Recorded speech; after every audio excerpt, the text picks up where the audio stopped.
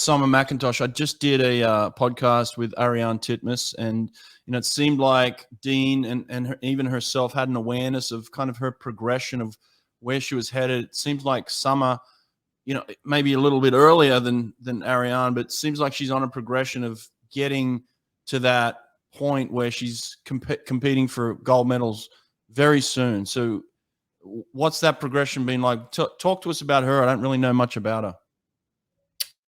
She's unbelievable. Right? She's unbelievable. For a 14-year-old, I guess we should start saying she was her birthday like 3 days ago or something. I mean, she came into our program as a very fast 13-year-old. She was 4:17, 400 free. She was 2:03, 200 free, I think. So she was pretty fast. But the speed of her progression has been mind-blowing. And again, I think part of it is due to coaching. A lot of it is just due to her.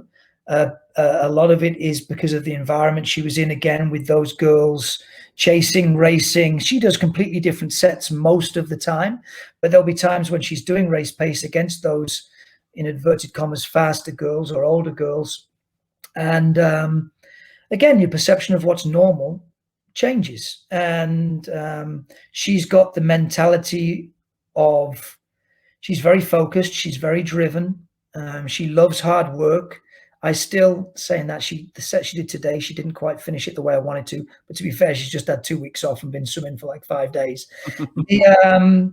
I haven't been able to really, sounds terrible, not break her, right? But whatever set I throw at her, she'll do an awesome job on 99% of the time. And that's great fun as a coach. You can throw stuff at her that's just, I mean, if I was to show you some of the sets she did, mind blowing. And you mentioned, give me one, man. Come on, give me a set.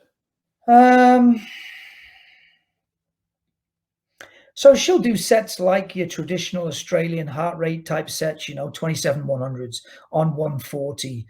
1 week it might be best average. The next week it might be 7 best average, 2 strong kick. The next week it might be, instead of it being hundreds, Fred Vernew, for example, gave me the basis of a set where it was initially she'd go 8 rounds. The first set, well, we actually always start stuff, it's a Dennis Cottrell thing back in the day, but we'll always start a main set with something fast, something that puts some lactate into the body. So maybe she'll do a dive 200 with fins that has to be even split 58-58. For like a 156 or a 157 when you combine the tenths. And then she'll go into, say, 8 rounds of 150 on 2 minutes, a 50 at 200 pace on a minute. And then she'll have 100 easy. And then 6 rounds through of the 150 and the 50, then 100 easy. Then 4 rounds through of the 150 and the 50. And the 50s are always at 200 race pace. And the 150s, in my terminology, go from 20 below, 10 to 20 below, 10 below on the last set. And she'll go from like 136s with 28 points to 135 fours, let's say 4s to 28 points, to 132s to 28 points. And there's no easy between those 28 point. You're straight back into 150 again. Maybe that round of 8's on 2 minutes, the round of 6 is on 2:15, and the round of 4 is on 2:30. But you're talking there 6:12, that's 3,600, unless I'm making that up. That's 3,600 meters of quality work, plus the 200 at the start. You're almost up to $4,000 by the time you include a couple of pace 50s of fast stuff, just straight in. She did as what I call a soft heart rate set, 3 rounds through. I like the number 3. 3 is the magic number. You know that De La Soul song? 3 is the magic number. Even if you chat to a Gib or anyone, they'll probably say, I remember him always doing 3 sets.